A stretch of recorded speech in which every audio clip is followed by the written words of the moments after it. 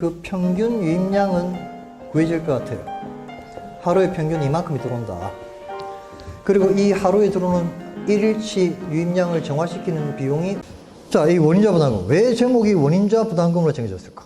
자, 그것부터 제가 설명을 드릴 건데, 자, 제가 하수도법 처음 들어올 때 도시 지역의 하수 처리 시스템에 대해서 개략적인 설명을 다 드렸죠. 자, 그 설명이 이미 다 돼 있기 때문에 간단하게 이 내용이 설명이 돼요. 자, 이렇다라고 설명했잖아요. 공공하수처리구역에 여러 형태의 건물들에서 끊임없이 오수가 만들어지고, 건물 안에서 만들어지는 하수, 그것들이 배관을 통해서 땅 밑에 있는 하수관으로 인입이 되고, 결국은 하수관을 따라서 종말 처리장으로 들어가가지고 처리가 되는 과정인데요.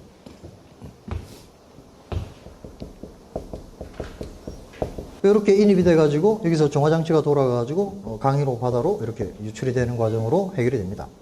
자, 그런데 종말 처리장으로 유입되는 요 지저분한 상태의 이 내용물이 결국 지자체가 유지 관리하는 종말 처리장에서 정화장치가 가동이 돼가지고 정화가 돼서 이쪽으로 내보내지잖아요.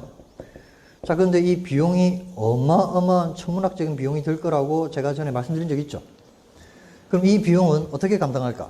지자체가 수익 사업하는 것이 아니니까 얘네들도 국민들이 내는 세금 중에서 예산을 책정해가지고 이 비용을 해마다 감당하겠죠. 그러면 우리가 내는 세금에서 예산을 뽑아낼 건데 어떻게 뽑아낼 거냐? 자, 이런 식으로 뽑아낼 거다라고 추정을 할 수 있죠.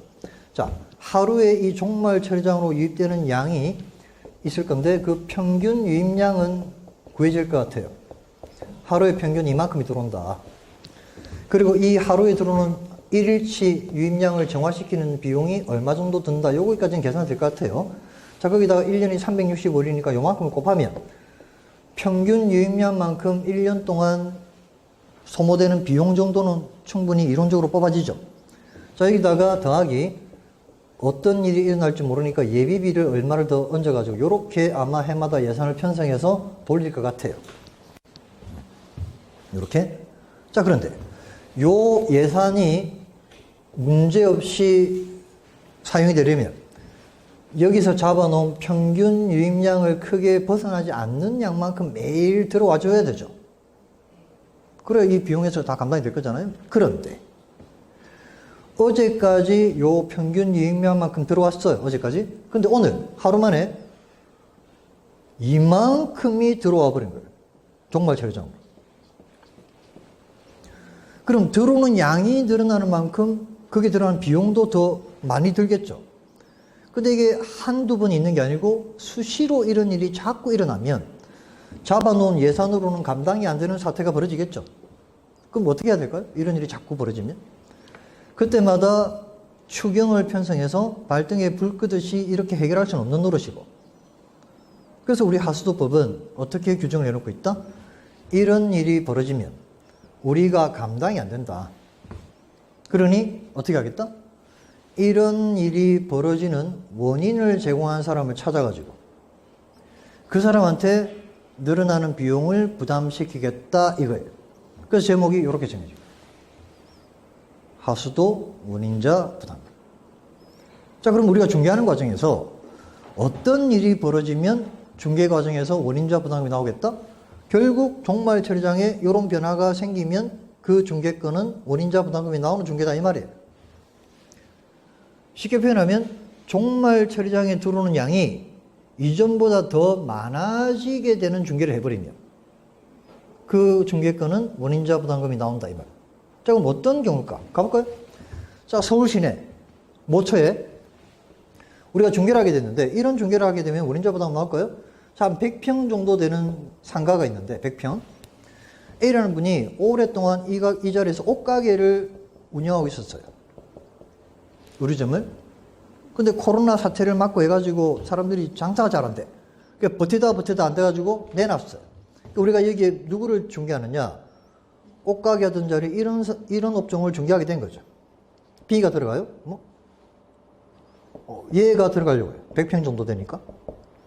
자, 그러면 들고 나고 두 업종을 비교해보면 종말 처리장에 이런 변화가 생기는 중개권 맞나요?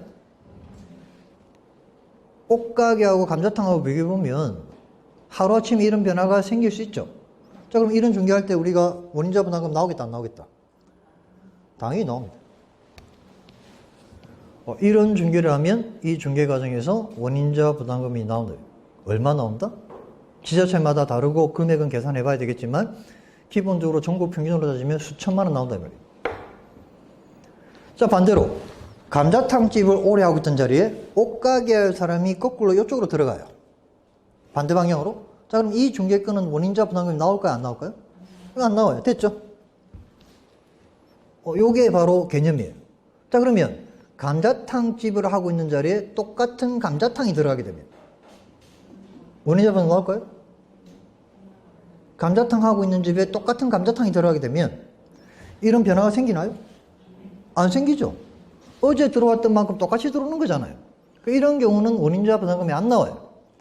즉 다시 말해서 우리가 두 가지 입점 형태를 정리했는데 옛날에 신규 입점하고 승계 입점하고 두 개 정리했던 기억나죠?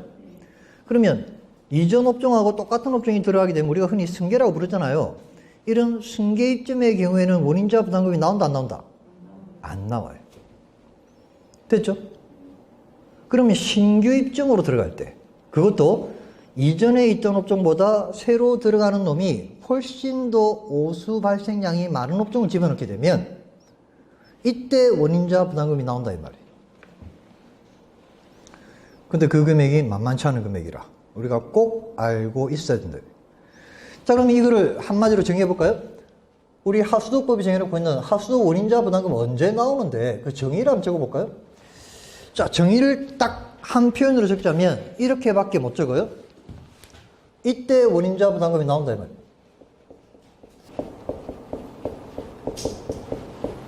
이때 우리가 중개하는 과정에서 이런 변화가 생기면 원인자 부담금이 나온다 이렇게 개념을 잡아두시면 돼요. 자, 근데 우리가 하나 더 생각해 볼게. 어제 이만큼 들어왔는데 어제 갑자기 하루 만에 이만큼 양이 늘어서 들어오잖아요. 그럼 이런 변화가 생기는 건 얘가 늘어나면 그런 변화가 생기는 거예요. 오수. 우리가 지워버렸는데 하수의 종류는 이렇게 두 가지가 있었잖아요. 요게 건물 안에서, 요게 건물 밖에서. 자, 근데 건물 밖에 어마어마하게 비가 폭우가 쏟아져 내려버리면 그 다음날 이런 변화가 비 때문에 생길 수도 있죠. 왜? 함유식 하수관을 통해서 어마어마하게 또 빗물도 들어오니까. 근데 빗물 때문에 이런 변화가 생기면 역시 내용물이 늘어났기 때문에 종말 처리자의 비용 부담은 늘어나는 건 마찬가지예요. 비용이 늘어나. 그럼 이 늘어나게 되고 원인을 제공한 사람 찾아가지고 그 사람한테 부과시킬 수 있나요? 이 어디로 고치수를 보내야 될지 모르잖아요. 그래서 똑같은 이런 변화가 이 두 가지 요인에 의해서 생길 수 있는데 얘는 원인을 제공한 사람을 찾지를 못하기 때문에 결국은 여기에 한정해서 원인자 부담금을 매긴다 이 말이에요. 자, 오수는 누가 이런 변화를 만들게 했는지 원인 제공자를 찾을 수 있죠. 그래서 이렇게 정의가 오수 발생량 증가 시 원인자 부담금이 발생합니다.